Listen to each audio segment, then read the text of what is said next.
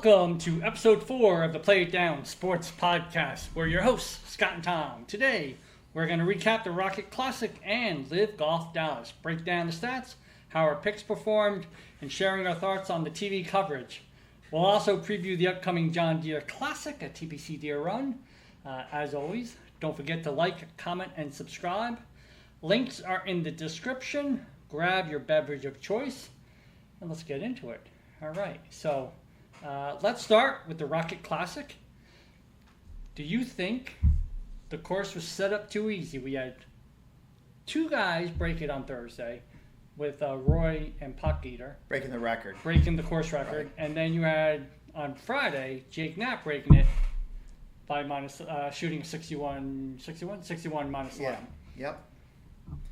I mean, I think from the standpoint of the course record being set, maybe you'd think that the course was set up a little bit too easy. I would say if you looked at the overall scores throughout the tournament, some of the guys that made the cut and sort of played through the 4 days, there was a lot of guys in between 10 and 15 under, right? Like I think one of my picks was Cam Young. I think he finished 11 under. He was like 40 to like 46th, I think he finished. So it probably was a little bit on the easy side to have that many golfers in that 15 to 20 under. I think there were 7 golfers in total that were at 20 under or better. I think you're going to have some stats on what the top 5 look like on this. The top 5. So probably a little bit easier than maybe, but I think it was in line. I think I'd heard that 23 and 24 under, or seen that 23 and 24 are common wins at this tournament. So I don't know that it was set up any easier this time. I mean, you knew it was going to be somewhat of a birdie fest. Yes. Right? I mean, it's funny. I looked at some of the numbers and some of the data, and the Detroit Golf Club typically is pretty neutral. It really doesn't favor one style over another. Either your accuracy or your bombers. They kind of both fare well at this course, which is why you saw the numbers what you saw, right? That's why the winner's usually above minus 20. Right. However, the Bombers were were definitely the favorite for this course. Other than Chris Kirk, it seemed like some of these guys were hitting the ball. It felt like 400 yards. I mean, Puckeater, crazy. Puckeater was just. Yeah. I mean, he was launching bombs. By the way, he's younger than your son, Scott. He's 20 years old. Youngest South African to ever win on the PGA Tour, which is nice. And here's the finishing places for the top. This is the top 5. So, like you said, so you have, I'm not even going to try to pronounce Michael's last name. Thorb Jornsen, I think is how it is pronounced. I think that is right. But you have Puckeater, Grazerman, Knapp, Thorb Jornsen. Those are your bombers, right? And, and they're all top 5 finishes. Yeah. I think you had a couple that were minus 20 that were some bombers too. I didn't go that far. I didn't go down to the top 7. I just did the top 5 here. Well, who needs to talk about the minus 20s when you got 21 and 22? Right? But what a playoff. Yeah. So a couple things as we get into the results of the picks. I got badly burned in this tournament. Right. I had Max Gracerman. It was documented in last week's podcast. Mm-hmm. Picked him at 35 to 1. I think I might have even got a little boost on that on either DraftKings or FanDuel, so that it was nearly 40 to 1 that I got him at. He played well all week, and it came down to Sunday, and I was tracking it. He never was in a position where he was ahead, but he was always within a stroke or two, and had a party on Sunday night, and generally I try to pay attention and watch, especially the endings on Sunday, especially if your guy's in it, because it gives you a hedging opportunity, right? And this time I didn't really do that. It wouldn't have been necessarily anything I wanted to do when I was, at a party anyway, and you're not paying attention to that. And it turned out in the 3-way playoff, Chris Kirk got eliminated first. Yeah, it was a shame. It was on the par 3. It was on the second hole. It was the 15th hole, par 3, and he missed. Well, he missed the putt on 18. That was probably inside 10 feet to win it. He would have birdied 18 and won the playoff, but then he goes and misses probably another 11-footer, 12-footer for par. Yeah, you're talking about eliminated. Kirk, right? Yeah. And then Gracerman had chances to win it. And then when it was down to the two guys, that would have been where the hedging opportunity came in, right? And if anybody bet Gracerman, hopefully they did hedge that. I mean, anyone with experienced betting is gonna say, if I got two guys in a final like that in a playoff, you got to lock in some money. Yeah. Even though I didn't do it, you have to lock right. in. You got, because you have a win either way. You just don't give away all your profit, but you. Right. It's a shame that you have You to want to hedge, cover but you want to cover your losses. right. Like, so all your other bets, you basically can profit. If you get a winner in this thing, it's really quite an accomplishment, right? Having a win in one of these tournaments, getting what would have been 2 in a row for me if Gracerman had won would have been something that you just don't do. You don't do that often. Listen to the podcast. We have picks, man, and a couple of them did pretty well this weekend. We'll go over some of our full slate of picks later on. Yeah. But the Detroit Golf Club did fine. The TV ratings were up from last year. I looked at that earlier today. So again, that's a positive for the PGA Tour. Then we had Live Dallas. Yeah. So let's talk about Live for a second. Now I know. I always go and start drinking my wine when you start talking about Live. I'm the Live fanboy. Crushers took down the team competition, but I understand there are issues with Live. But my initial thoughts was, I think Dallas really came out for the tournament. They had over 50,000 fans in attendance. Over 3 days, right? Over the 3 days, Yeah. which, if you look at the Rocket Classic, just to kind of compare apples to apples a little bit, the Rocket Classic, I think, they typically sell between 50 and 60,000 tickets. So completely in line with the PGA Tour's Rocket Classic. Live Dallas is only over 3 days, not 4, so maybe it felt a little bit more full on Friday than it did probably for the PGA Tour on Thursday and Friday. But they showed out on the weekend. It was a really good tournament. The course really did show its teeth. Again, very much like the U.S. Open, you had a lot of golfers shaking their heads, mumbling, swear. I mean, if anyone could ever convince Terrell Hatton to wear a microphone, it would be must-see TV. He is god darn. He berates himself. Awesome. Yeah. Because again, Live Golf. He's another guy that let me down this week. Wasn't he? He did. He did let you down. Now, Patrick Reed, who we actually spoke about him in our cheating segment. Yeah. Last week. I had Patrick Reed to win, so I won some money. Congratulations on that. That's a great pick. Great pick, and he had big lead, and then he kind of blew it, and then he kind of held on to it at the end, right? Or it was fun, and this is where, again, if you look at the leaderboards of the two tournaments this weekend, I mean, you can't compare the two. The leaderboard for Live was outstanding. At one point, you had Rahm 2 shots behind, you had Bryson 3 shots behind, and with the shotgun start, they all have the same amount of holes left. So it's not like when Morikawa got close in the Rocket Classic, and you see that he's 16 holes in and the other guys are 9 holes in, he'll post. It's not going to hold up. It's not holding up. Yeah. So that's a nice little aspect from they have the same amount of holes. Yep.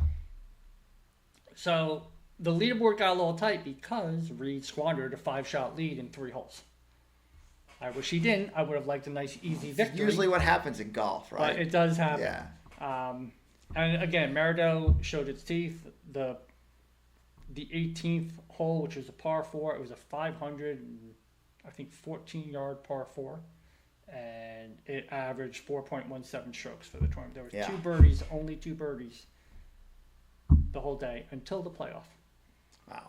Reed hit a birdie on the first playoff hole on 18. With a great second shot and a nice putt. Now, I would like to talk a little bit about the TV coverage. Of Live and PGA? Of Live and PGA. Yeah. So, I think let's start with the announcers. David Faraday on Live is a treasure. He's phenomenal. Yeah, well, he kind of migrated over to Live, That was right? the big loss that PGA had, yeah. NBC lost because he used to be on the Yeah. Golf Channel, which he's Yep. now not on the Golf Channel. So him over on Live is just an unreal listen.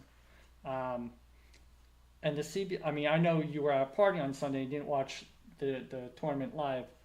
The commercials and the playing through and waiting a minute and a half for someone to take a shot on the TV coverage for PGA Tour was dreadful. Right. And sometimes I think too, it's like the stories they have to go through, and it does feel a little bit like you're not watching quite enough golf sometimes.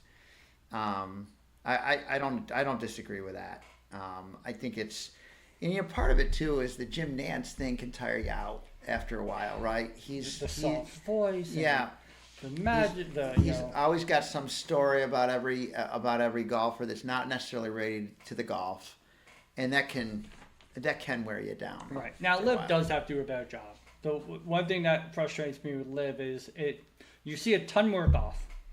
The leaderboard's better. The golfers are names you know. Yes. I'm not saying they're bad. They're just names you know. The Mickelsons, you're seeing Mickelson's shot. Mickelson was plus, I think, 7 or 8 at one point. I mean, he's nowhere near this tournament winning the individual. Right.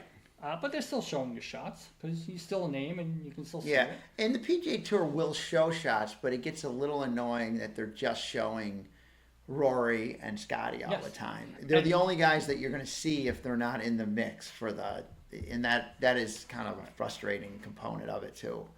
And the one nice thing with Liv, I think, where they won't stick on a shot, like if a caddy and player are talking. Like let's say it's Scotty, and they are walking up to the ball and they start talking, they'll stay on Scotty and the caddy for the conversation, and they'll be just silence during that conversation. Well, whereas Liv will record it, you won't see it live, but you'll see the part that you care about, which is the 5 seconds of them actually talking, having a decision, and then he hits the ball. Hitting the ball. Yeah. So that's a nice add. Now, Liv has to do a better job of knowing where people are. Because of the shotgun start, you're seeing a ton more shots. You're seeing a lot more action. However, I get lost of what hole I'm actually what hole they're on. Yeah. That's enough about Liv. I'll get off my soapbox. Liv is great. Please watch. We'll let you do it on one. We'll let you do it on one podcast. Well, it's coming on the next one too because they're playing again. So we can go into betting results before we go into the John Deere. Why don't we do that? Yeah. So I'm going to pull up our there. Here's our betting. The bets we actually made for the 2 tournaments this past weekend. I did not have a good tournament. So my matchups, I had 6 matchup bets. Keegan Bradley decided to play only one day because he crapped a bet on Friday. However, he played well on Thursday, which was when I was betting against him. And he cost me money. And so did Davis because Davis didn't show up at all. I think you're going to get an apology from those guys, though. I think I should. Yeah. It was not good. And Harry Hall was up there, so I have no issue with Harry Hall because he was actually threatening for most of the tournament. He fell off on Sunday, but he at least showed up. And he had a good tournament. He at least gave me some hope. And so did Colin. And Colin showed up late, though. He didn't show up really until Sunday. Right. He was middle of the pack till Sunday. Sunday, all 3 of your guys made the cut. But all 3 of them made it. Right. Yeah, Batia did make the cut. Now, on my side, we already talked about Gracerman. By the way, Gracerman wears the sun sleeves, so I like I like the solar sleeves that he wears. The Cam Young, the Cam Young thing we talked about. He made the cut and finished about 45th. He never got. He's another. I mean, he's just going to keep burning my bankroll till he wins. Yeah. And Keith Mitchell was horrific. I mean, I think he might have finished dead last. I don't know if he had an injury or what, but he just had a pretty bad day Thursday, and I think was the worst golfer on the course on Friday. So, but anyway, you only need one winner, and Gracerman was the guy that gave an opportunity. And like I said, I could have generated good amount of money on him had I done hedging. Not been at a party. Right, exactly. And then Liv Dallas. Listen, Liv Dallas paid off for me. I had Patrick Reed to win. I also, it's not on here, but I also threw him in to be a round one leader. So I won that as well. Wow, that's impressive. And So I hit two bets there, and that covered my bankroll for the next couple of weeks. To be honest with you, those are just some nice little hits. Right. And you had Hatton, and Hatton was there really. Right. Hatton lost it. I'm trying to think of the hole. He lost by a stroke, didn't he? He was lost -5. I mean, the 54th hole. It's not the 72nd. I feel like hole. it was the U.S. Open all over the for him. Well, this was the 54th. Yes, hole. right. It was on 18, which was the hardest hole, and he bogeyed it. And he did that late on the U.S. Open on 17. On 17. So again, you have two guys that are that far in it in two tournaments, and you're pleased, but you come up with no money. No money. Yeah. No. You had to hedge him. So those are our bank slips. I think our buddy Sean O'Leary would just call those all losses. He would not. No, mine 2-1. Well, he'd give you I'm talking about on my side of the ledger. Side. Yeah, they're all losses. The fact that somebody could have won doesn't mean anything. Doesn't mean a win. This week we have the John Deere Classic. Yeah. I'm sorry, the TPC John Deere playing at the TPC John Deere, which is a par 71. Almost 7,300 yards. Weather looks pretty good. There's a 35% chance of rain on Saturday and Sunday, and that's the highest percentage chance for the tournament. Thursday and Friday are less than that. Last year you had Davis Thompson -28. Yeah, talk about a birdie fest. It's going to be a birdie fest. Yeah. It makes a Rocket look like the toughest course in, like the U.S. Open course. Yep.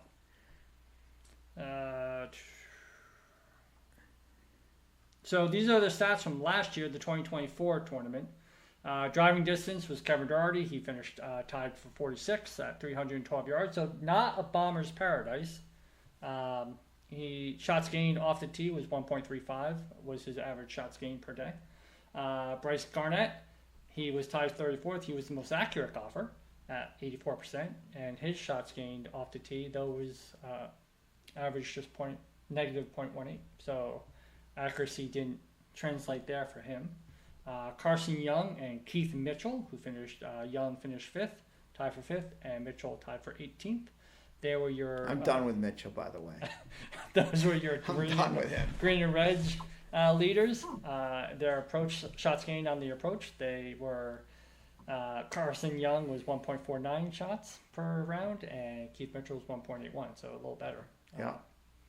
And then obviously this I think is going to be an important stat for this weekend, and that's scrambling. So Davis Thompson was the leader with scrambling with up and downs. He was 91.4%. He was 18 for 20 on his up and downs, and that translated I think hugely for this tournament. Yep. Who do you like? Well, so, the scrambling stat is kind of a impacting looking stat there. When I did my research on this tournament, though, I was kind of looking at this in a couple of different ways. So it feels like the aggressive player on a course like this who's willing to really take shots to get birdies and can make putts. And I understand that if you miss the greens, the scrambling becomes important, and those stats just showed it, right? But I think an aggressive, like I looked at last week's guys that were there, right? They hit the ball far. They were able to get, have birdie opportunities, and they made birdies. Yeah. Right?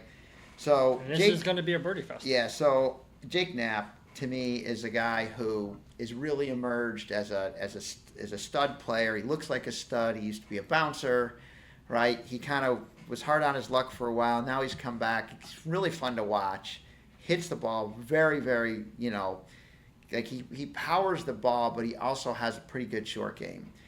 And it seems like he's sort of emerging as a decent, as somebody can be an impacting golfer. I got him at 35-1 on DraftKings. He's still around that in the other FanDuel, and I think you can still get him at around 33 or 35-1. Another one that I'm going to throw, and I haven't done it yet, is Chris Gutterup. He's a New Jersey guy. I was looking at him too. I like him.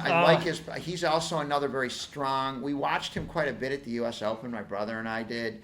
he's kind of a fun guy to watch, right? And he also is, I think, can dominate this course and will attack it and will make a lot of birdies. JT Poston's another one that I like here. And then I've got to go with Denny McCarthy. What about Ben Griffin? Not taking Ben Griffin. You can't I throw him a refuse bone. to take Ben Griffin. Nope, not doing it. I could think get someone burned. at this table might be taking it. Yeah, I'm sure there is, but it's not me. So I've got those 4 guys. I think they fit the course well. I'm probably going to play them top 5 this week, and most of them are 5 to 7 to 1 in top 5s, and then 25 to 35 to 1. You can get all 4 of those guys. If you look around, if you get a boost, take it. And then, sort of in the blind, I took Sanjay M. I don't think he fits this course very well. He isn't playing very well. I just felt at 35 to 1 he's fallen so far. I mean, Tom Kim is 65 to 1. I still didn't bet him. But, these guys have been prominent golfers who have won. And to be that far down in the lead, in the odds, just sort of surprised me. So I did throw a small unit on M, but I'm not doing a top 5. He's going to be sort of a guy that I just put in there as sort of the 5th guy. I don't really like to bet more than 4 or 5 guys in these tournaments because you gotta win enough. If one of them wins, you don't want to have so many bets that you can't. You're not going to win good money, right? So that's who I'm taking. I'm not doing any matchups. So I have a couple. I'm taking Ben Griffin. I got him at 16 to 1. So I am taking Ben Griffin to win. I have an interesting make the cut parlay. You might talk me into this. Let's hear it. Zach Johnson and who's won this tournament before. He has. And he's also made the cut the last 4 years. I'm writing this down. Zach Johnson. And Mark Hubbard, who's also made the cut. He was your guy last week, right? You put him in play, right? He was. I had him in play. I have them both to make the cut. I think it's plus 230. Interesting. So I got a previous winner and a golfer whose profiles pretty well and has played well at this course. Plus 230. And now you're going to have to probably be at 8 or 9 under to make the cut here? Yeah. I would put somewhere around there. I like Lucas Glover. Oh, I had him on my list. I didn't pull the trigger on him, but I had him on my list. I haven't pulled the trigger on him. I like his putter too. He's got the big putter. He's got the sweeper. Yeah. But I got Ben Griffin at 16 to 1, and I put I gotta see the odds, and I put a bet in for